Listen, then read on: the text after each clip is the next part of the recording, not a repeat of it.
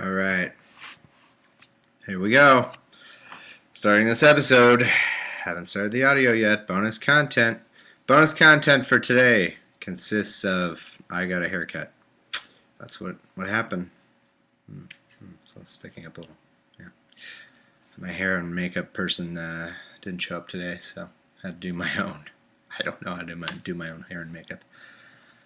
All right, I'm gonna start the audio, and then we'll be podcasting like normal. Just act as though nothing's different, nothing's changed. Just just blend in. I don't know, fly casual. All right, here we go.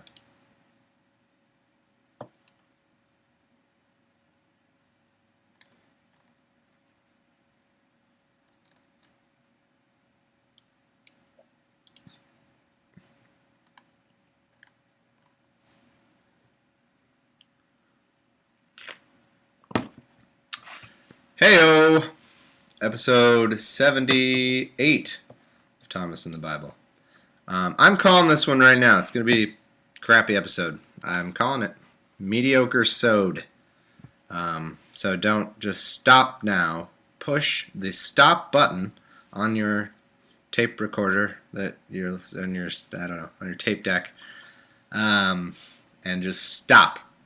And then push the rewind, and just go, and then push.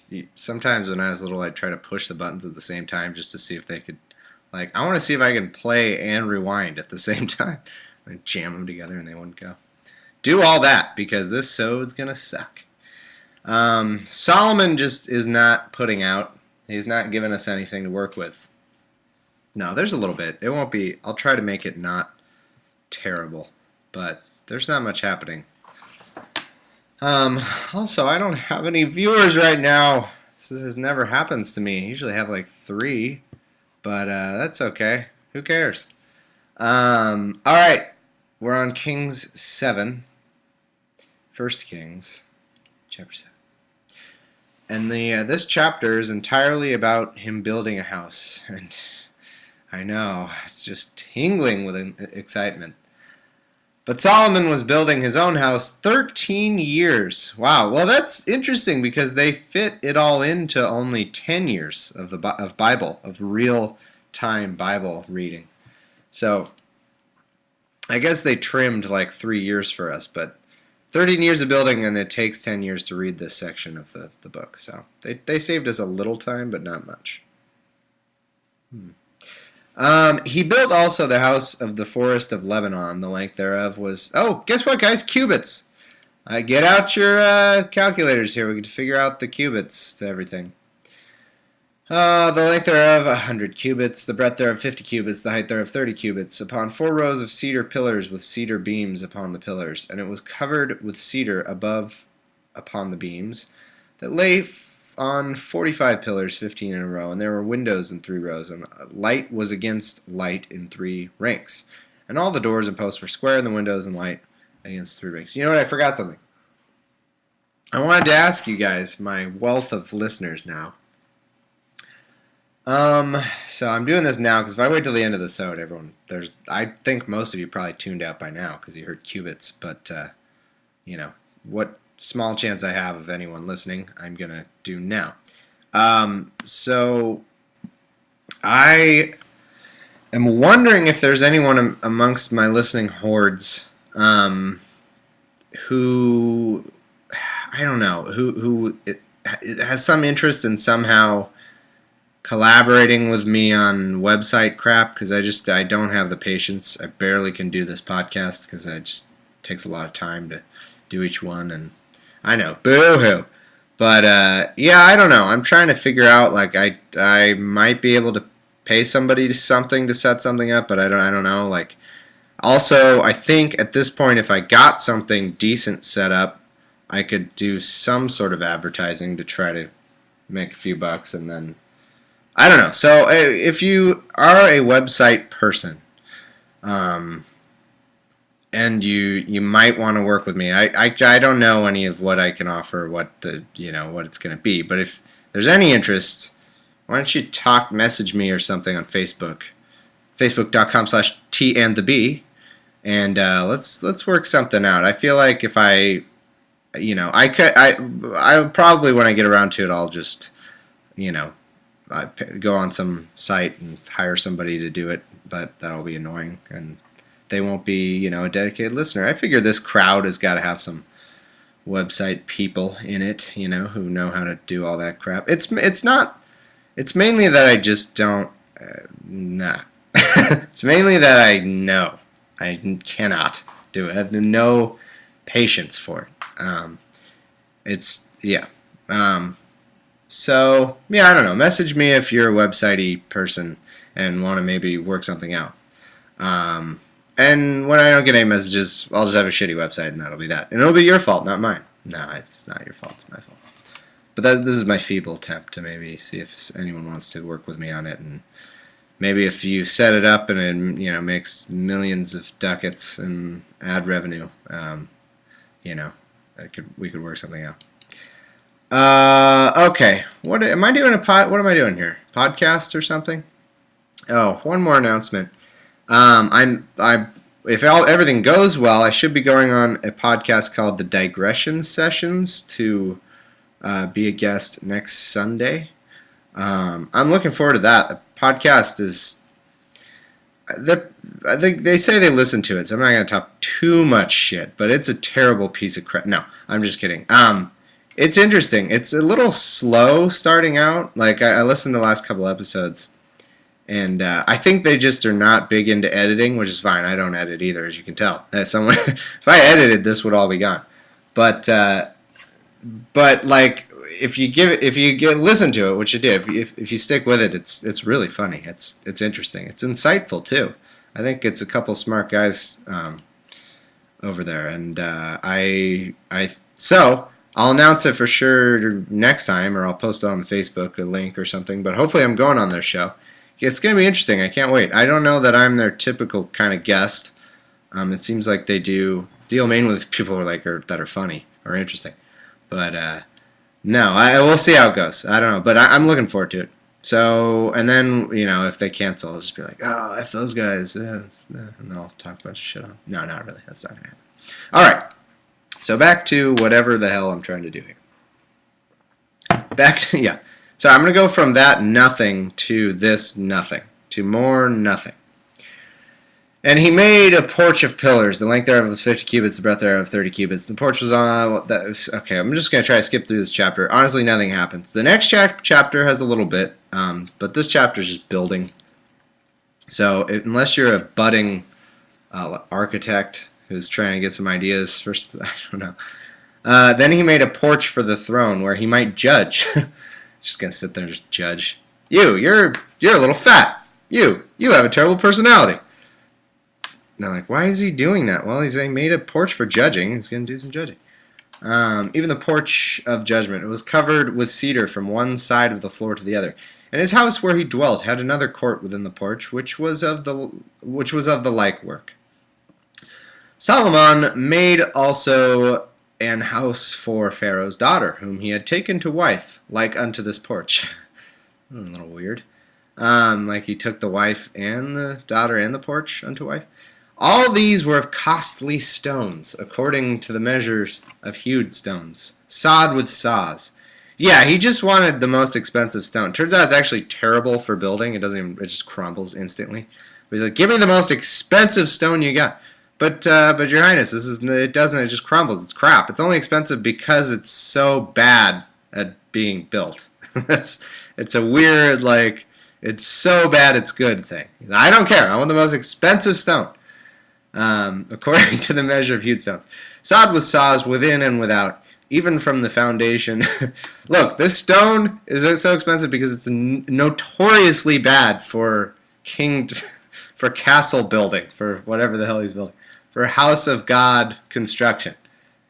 Connoisseurs of really bad house of God construction buy this stone as like a collector's item, and they've artificially pushed up the price, which is why it's the costly stone. Hey, I don't care. I want the costly stone. I've gone too far with this joke. It's not funny. And the foundation was of costly stones. Well, he's the one, he started. He's emphasizing how, ooh, look at my costly stones, so expensive. Oh, you never guess how much this stone cost. Yeah, I don't know, like $5. How much does stone cost? I have no idea. Even great stones, stones of 10 cubits and stones of 8 cubits, and above were costly stones, more costly stones. He's the kind of guy who, like, the whole time he's showing you the house, like, hold on. He's showing you his house, and he's like, oh, so here's this wall I built out of this stone, and he's like trying to get you, like, oh, this stone was a little pricey, I'll say. He's like trying to get you to ask, like, well, how much did it cost? Oh, this whole thing. Oh man, I don't know if I even want to talk about how much this whole house cost. I don't want to talk. Why did you bring it up? I don't want to talk. How much? What? What's that? How much did it cost? How much? You're gonna ask me how much this cost? Oh, well, I guess I'll tell you. You asked me. I'll tell you. This house cost a zillion. I don't know what's their unit of what's their currency or whatever. I don't know. Who cares? And above were costly stones. I already read that. And the great court roundabout was with 3 rows of hewed stones and a row of cedar beams, both for the inner court of the house of the Lord and for the porch of the house. And King Solomon sent and fetched Hiram out of Tyre. He was a widow's son of the tribe of Naphtali, and his father was a man of Tyre, a worker in brass. He got down to brass tacks, and he was filled with wisdom and understanding and cunning to work all works in brass. And he came to King Solomon and wrought his work. For he cast 2 pillars of brass and of 18 cubits high apiece, and a line of 12 cubits to compass either of them about. And he made 2 chapiters. Chapiters. That's weird. It's like the word is like chapter, but with an I in it. Chapiter. I've never heard of that. It's very interesting. Made 2 chapiters. Boy, if I had some, viewers, I could ask them in the chat to look that up, but I'm not going to do it. No, I didn't give anyone notice for this recording, so that's why no one's watching. But you listeners don't know. I take it back. Man, so many. Oh, crashing the server with all these viewers here.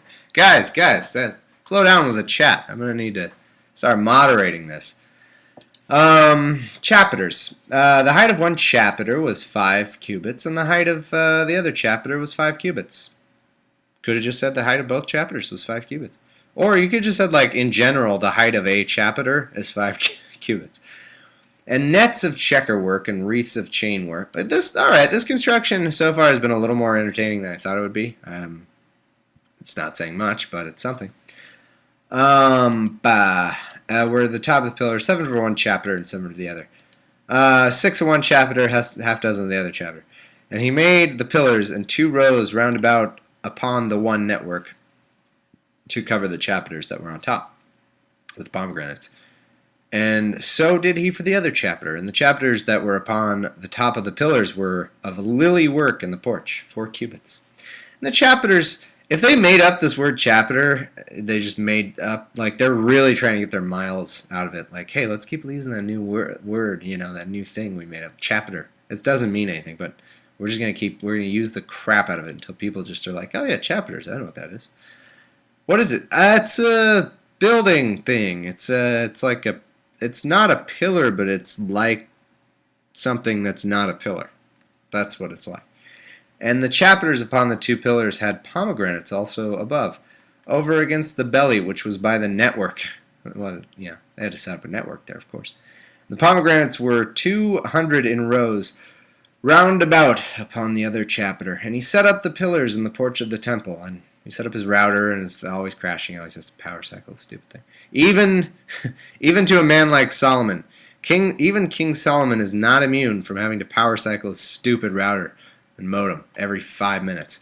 God, people in the year 2015, hopefully, if everything goes well, are going to laugh at how much we had to effing power cycle our stupid routers. Is it just me? Do I just have a crappy router? But I feel like I've had to do that all my life.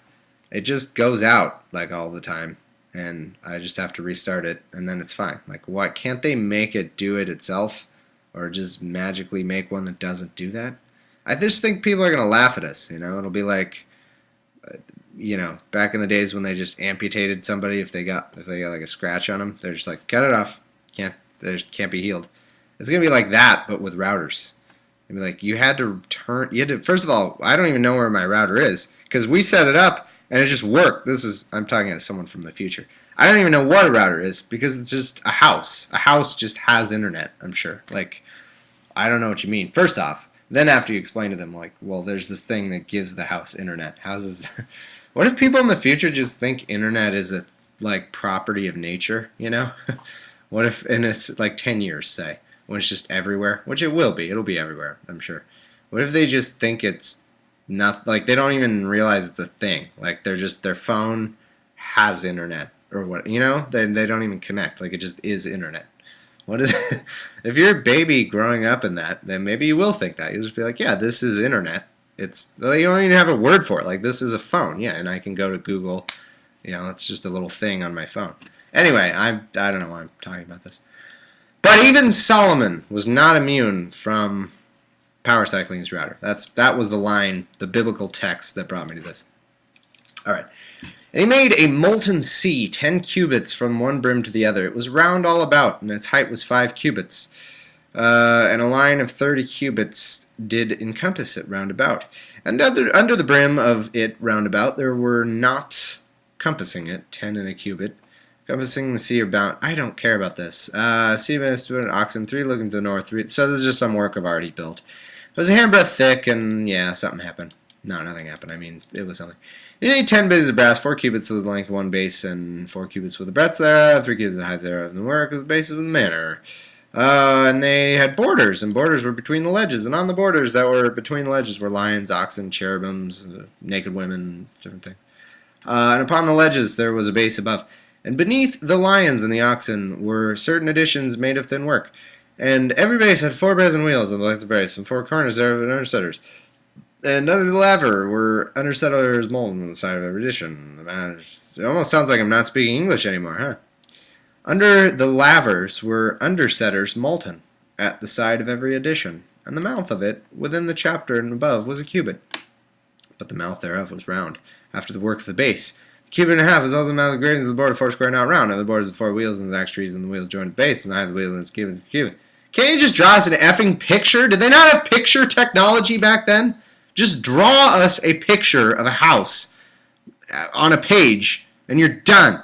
You're done with this entire chapter. It doesn't have to be good. Who cares? Just draw, take your fist and put a freaking writing implement just in your fist and just like, and just draw like a little box with a little triangle on the top because it's the roof, and just say house of God. That's done. You're done with this chapter. This is so stupid.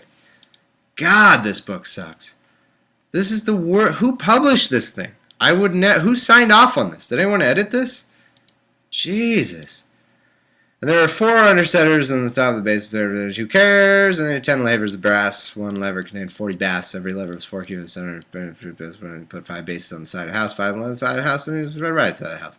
And Hiram made the lavers and the shelves and the basins. So Hiram made an end of doing all the work that he made King Solomon for the house of the Lord.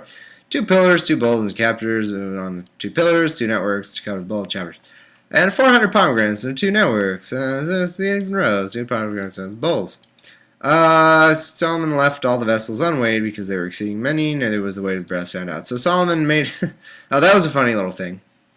So, it's describing another thing that we don't care about. It said, there's these vessels of bright brass. And it said, unfortunately, they never weighed these vessels, so we can't tell you how much they weighed. Oh, man! I was keeping track of all the weight of everything, and all the cubits and all that crap. But now it's ruined, because this one thing, I don't know how much it weighed, because there was too many of them for them to weigh. It's gosh, dang it. That's a real disappointment to these guys. Sorry. Yawning. Sorry, they didn't weigh them. We can't tell you how much they weighed. Shit. I'm not going to sleep tonight because of this. Is that my cat? I thought I heard something. Anyway, no, I killed that cat. He doesn't exist anymore. I'm just pretending he exists. Hi, cat. Oh, you're just off camera over there. Yeah, you're a kitty. No, I didn't kill my cat yet. but I don't know where he is. He's an asshole. And Solomon made all the vessels that pertained unto the house of the Lord, the altar of gold, and the table of gold, whereupon the shewbread was, and the candlesticks of pure gold, 5 on the right side, 5 on the left, before the oracle with the flowers, and the lamps and the tongs of gold, and the bowls and the snuffers, and the basins and the spoons and censers of pure gold, and the hinges of pure gold, and the doors of the inner house, with the temple. So was ended all the work that King Solomon made for the house of the Lord. Thank God. And Solomon brought in the things which David his father had dedicated, even the silver and the gold and the vessels, and he put them among the treasures of the house of the Lord. All right. Let's never talk of that again. Going on to chapter 8. Now, this is a long one. This is why there's only 2 chapters in today's reading, because one was a long-ass, boring piece of crap chapter about building nothing. And then the other one is really long, but it might have some sort of substance. Okay, okay, let's put that behind us. Okay, okay, here's real stuff, maybe, kind of. Not really, but after that chapter, it feels like it might be kind of real. Then Solomon assembled the elders of Israel, and all the heads of the tribes, the chief of the fathers and of the children of Israel, unto King Solomon in Jerusalem, that they might bring up the ark of the covenant of the Lord out of the city of David, which is Zion. And all the men of Israel assembled themselves unto King Solomon at the feast in the month of Ethanim, which is the 7th month. And all the elders of Israel came, and the priests took up the ark, and they brought up the ark of the Lord and the tabernacle of the congregation, and all the holy vessels that were in the tabernacle, even those did the priests and the Levites bring up. And the king Solomon and all the congregation of Israel that were assembled unto him were with him before the ark, sacrificing sheep and oxen that could not be told nor numbered for multitude. Damn it! Now we don't know how many of this thing. Another thing we don't know how much of it was. And King Solomon and all the congregation of Israel that were assembled unto him were with him before the ark, sacrificing sheep and oxen left and right, that could not be told nor numbered for multitude. Wait, what? Did I read that twice? I don't know. I'm not sure if I repeated that or I don't know. And could you tell the difference? No. No one's held accountable for this thing. Who knows? I might have just read the same sentence twice, or I didn't. Do you know? Does it matter? No, it doesn't even matter. That's why this book sucks so much. And the priests brought in the ark of the covenant of the Lord unto his place, into the oracle of the house, the most holy place, even under the wings of the cherubims. For the cherubims spread forth their 2 wings over the place of the ark. And the cherubims covered the ark and the staves thereof above. And they drew out the staves, that the ends of the staves were seen out in the holy place before the oracle, and they were not seen without. And there they are unto this day. True. There was nothing in the ark save the 2 tables of stone, which Moses put there at Horeb, when the Lord made a covenant with the children of Israel. Thought I heard something. When they came out of the land of Egypt. And it came to pass, when the priests were come out of the holy place, that the cloud filled the house of the Lord, so that the priests could not stand to minister because of the cloud, for the glory of the Lord had filled the house of the Lord. Then spake Solomon, The Lord said that he would dwell in the thick darkness. I have surely built thee an house to dwell in, a settled place for thee to abide in forever. The king turned his face about and blessed all the congregation of Israel, and all the congregation of Israel stood. And he said, Blessed be the Lord God of Israel, which spake with his mouth. And then let's say, this is going to be a tough one to get through. And said, Blessed be the Lord God of Israel, which spake with his mouth unto David my father, and hath with his hand fulfilled it, saying, Since the day that I brought forth my people Israel out of Egypt, I chose no city out of all the tribes of Israel to build an house, that my name might be therein, but I chose David to be over my people Israel. And it was in the heart of David my father to build an house for the name of the Lord God of Israel. And the Lord said unto David my father, Whereas it was thine heart to build an house unto my name, thou didst well that it was in thine heart. Nevertheless, thou shalt not build the house, but thy son that shall come forth out of thy loins, he shall build a house unto my name. And the Lord hath performed his word that he spake. And I am risen up in the room of David my father to sit on the throne of Israel, as the Lord promised, and have built an house for the name of the Lord God of Israel. And I have set there a place for the ark, wherein is the covenant of the Lord, which he made with our fathers when he brought them out of the land of Egypt. Okay, so Solomon's just saying that David, his dad, his gay dad, had what the hell? He had said he wanted to build a house of the Lord, but God said, "Well, I appreciate that you want to do it and you want it to be named after you, but nah. But I will give you a son who will build it and then name it after you." That's what Solomon is saying. I don't remember this happening. That's what he's claiming, which is weird. Why would God do that? It doesn't make any sense. But I don't know why God wouldn't do it, I guess. Yeah, I don't know. God could do anything in this book. Who knows? So now, okay, let's see if we're getting to the part that I actually care about. And Solomon stood before the altar of the Lord in the presence of all the congregation of Israel and spread forth his hands toward heaven. And he said, "Lord God of Israel." Okay, this is great. I think I've done something similar to this before, but now Solomon is going to pray to the Lord, kind of in front of everybody, you know. And I just like to point out, when I read this, I just think how interesting it is that just every single prayer I've ever heard of, and I've heard of a few because I grew up a little bit in the church, and you know, I've just in everyday life you just occasionally come across prayers. I don't know. When people pray, it's so weird that it's clearly they're talking to no one. And I know that sounds simple, but what I mean is they're talking for an audience that isn't even the person they're talking to, if that makes sense. Maybe I'll read some of this and then you'll know what I mean.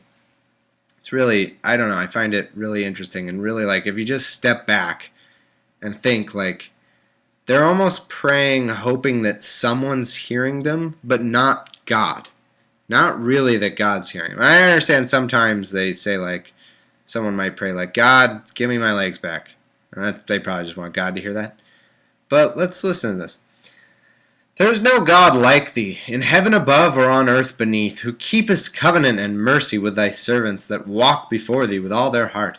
Who hast kept thy servant David my father, that thou promisedst him. Thou spakest also with thy mouth, and hast fulfilled it with thine hand, as it is this day.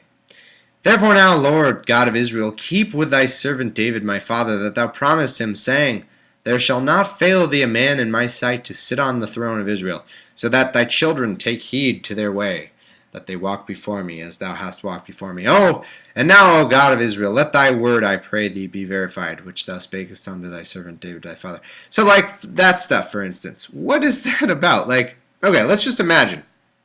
I'm going to imagine you are not here. You are not here. Get out. And I'm just talking to God, right? Just talking. There's no one can hear me. Just me, straight talking to the Lord above.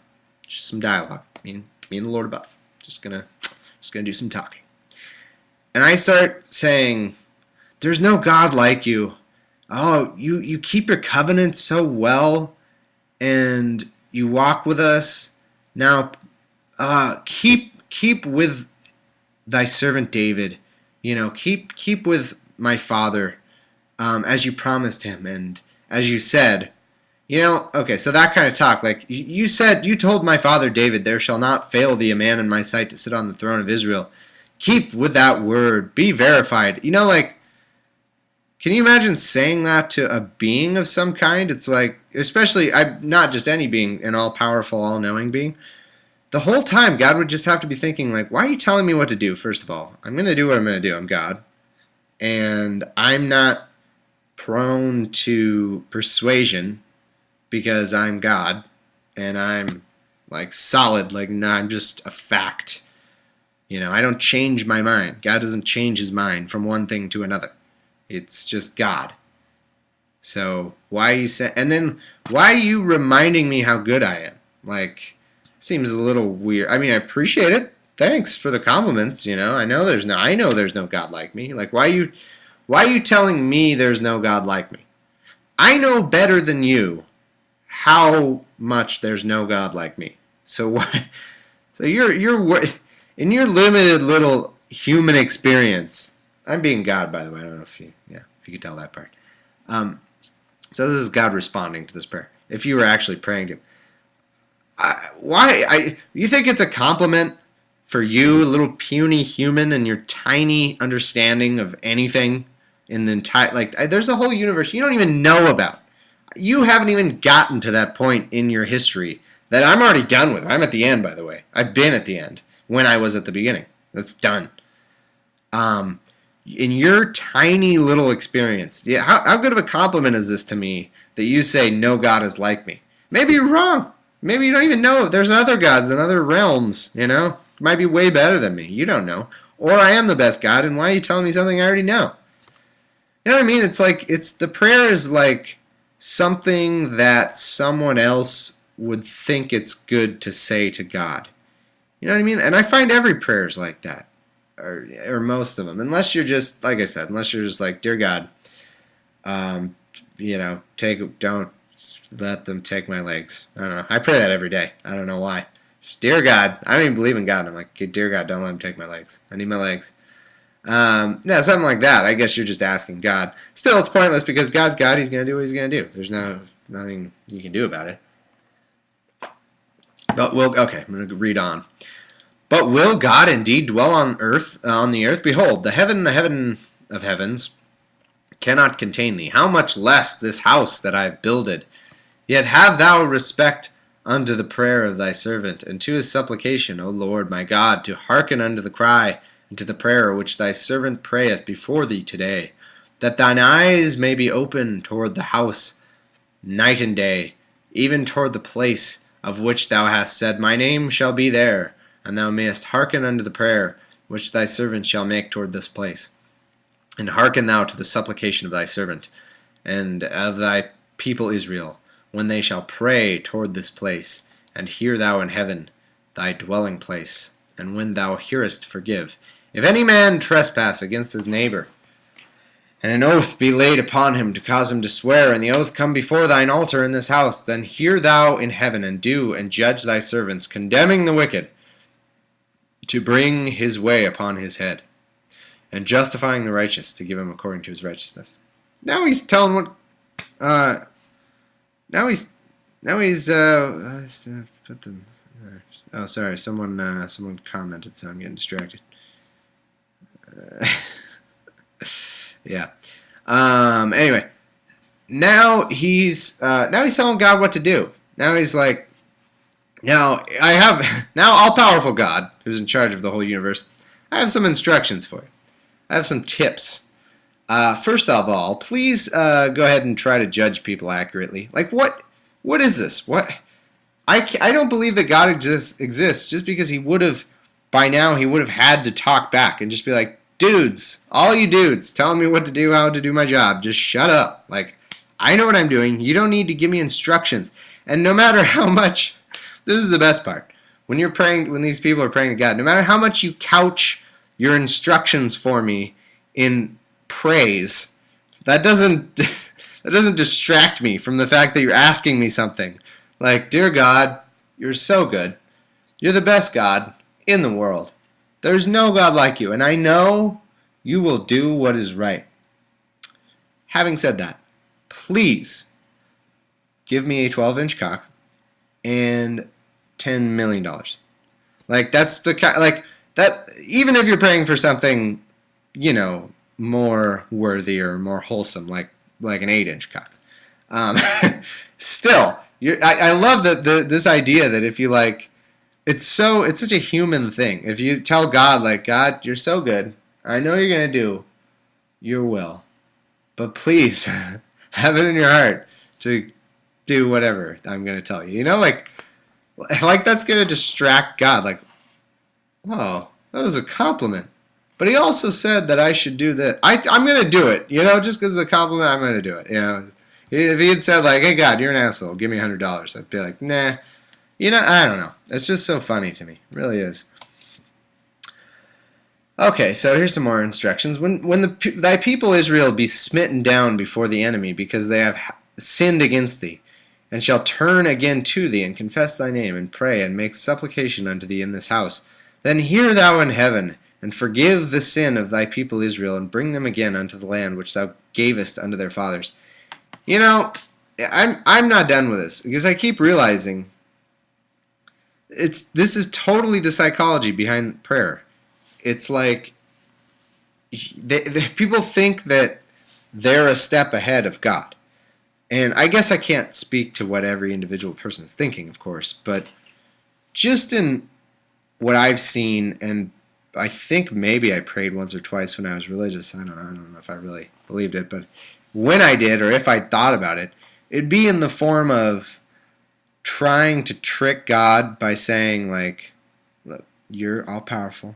You're like, you start out with a list of why he's so great and why he really shouldn't listen to anything I say, because I'm a human. I'm a sinner. But having said all that, could you please do this? Like different levels of just trying, like you're tricking God.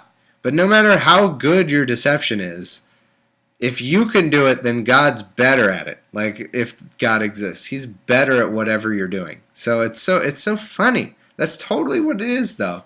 It's like people think if they humble themselves enough, then God will give. It's all about getting God to do what you want. It really is. At the end of the day, if anyone says that's not it, that's still it. Like, you're trying. But people have taken it, religion has taken it to this ultimate, like, self-sacrificing, like, no, you don't understand. I'm really going to humble myself in front of God. And then, you know what? I don't even care if he does what I want, because that's how humble I am. I don't care. He can do whatever he wants. And then, but you're still hoping that means he's going to do something good for you. You really am I wrong? Like, and it's just taking it to, it's like a sport. That's what religion is. It's like taking it to this extreme of being incredibly humble, and then you're still in the back of your mind. You're like, I'm the most humble. God's totally gonna do what I want. Yes, but God's a step ahead of you. Anyway, all right. I'm actually running out of time, so I'm just gonna kind of read through the rest of this. It's more instructions for an all-powerful God. If there be in the land famine, if there be pestilence, blasting, mildew, locust, or if there be caterpillar, if their enemy besiege them in the land of their cities, whatsoever plague, whatsoever sickness there be, what prayer and supplication soever be made by man, or by all thy people Israel, which thou shalt every man, which shall know every man the plague of his own heart, and spread forth his hands toward his house. Then hear thou in the heavens thy dwelling place, and forgive, and do, and give to every man according to his ways, whose heart thou knowest. For thou, even thou only, knowest the hearts of all the children of men, that they may fear all the days that they live in the land which thou gavest unto our fathers.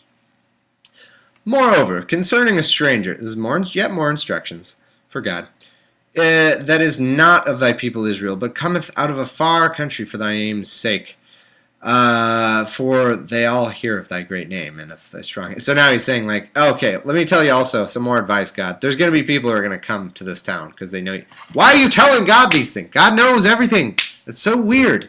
Anyway, when he shall come and pray toward this house, hear thou in heaven thy dwelling place, and do according to all that the stranger calleth thee for, that all people of the earth may know thy name, to fear thee, as do thy people Israel, and that they may know that in this house which I have builded is called by thy name. If thy people go out to battle against their enemy, whithersoever, thou shalt send them, and shall pray unto the Lord toward the city which thou hast chosen, and toward the house that I have built for thy name. Then thou hear in heaven their prayer and their supplication, and maintain their cause. Oh, thank you. Good tip. Thank you for the tip, man. Okay, cool. Any other tips for the all-powerful guy who knows everything? Any other, little pointers for me? Because clearly I don't know anything. I don't know how to do my job. Because you're telling me how to do my job. I must not know. I must not know how. If they sin against thee, for there is no man that sinneth not, as you and I both know. Yeah. Anyway, those guys. If they sin against thee, and thou be angry with them, and deliver them to the enemy, so that they carry them away captives into the land of the enemy, far or near. Yet if they shall bethink themselves in the land whither they were carried captives, and repent, and make supplication unto thee in the land of them that carried them captive, saying, We have sinned and done perversely, and we've committed wickedness, and so return unto thee with all their heart and with all their soul, and in the land of their enemies, which led them away captive, and pray unto thee toward their land, which gavest unto their fathers, then hear thou their prayer and their supplication in heaven thy dwelling place, and maintain their cause, and forgive thy people that have sinned against thee, and all their transgressions wherein they have transgressed against thee, and give them compassion before them who carried them captive, that they may have compassion on them. Oh, thanks. Any more God tips? Any more God pointers for God right here? You're giving me advice. I really need this. I'm an idiot. I don't know how to do anything. I bumble God. I drop things. You gotta give me some advice. For they be thy people, and thine inheritance, which thou broughtest forth out of Egypt. Okay, hold on. Oh, I didn't write that last part down. Let me make sure I got a... No, okay. So, they're my people? Okay, good. Got it. Thank you. For thou didst separate them from among the people of the earth. Oh, I did. I chose you guys. Thank you. I would have forgotten. Let me write that down too. I separated you. Got it. Okay. Among the people, to be thine inheritance, as thou spakest by the hand of Moses thy servant, when thou broughtest our fathers out of Egypt, O Lord God.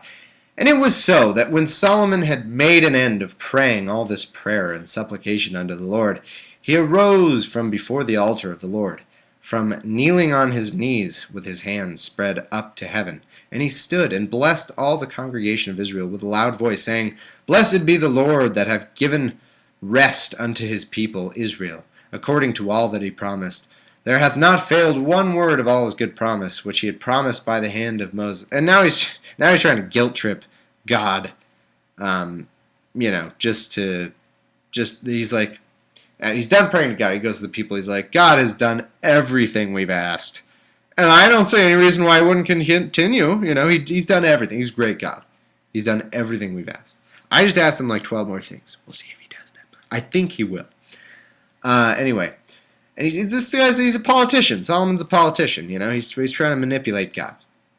Blessed be the Lord that hath given... Well, and that's another thing. In general, if everyone really creates their own God, they all do, obviously. Everyone's God is sort of them, like what they think would be like a better version of them, or what they can conceive of as like the ultimate being. So this guy conceives like...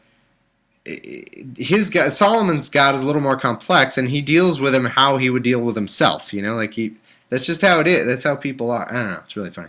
Anyway, blessed be the Lord that hath given rest unto his people Israel, according to all that he promised. Oh, I already read that. The Lord our God be with us, as he was with our fathers. Let him leave us not, nor forsake us, that he may incline our hearts unto him, to walk in all his ways, and to keep his commandments, and his statutes, and his judgments, which he commanded our fathers. And let these my words, wherewith I have made supplication before the Lord, be nigh unto the Lord our God, day and night, that he maintain the cause of his servant, and the cause of his people Israel at all times, as the matter shall require.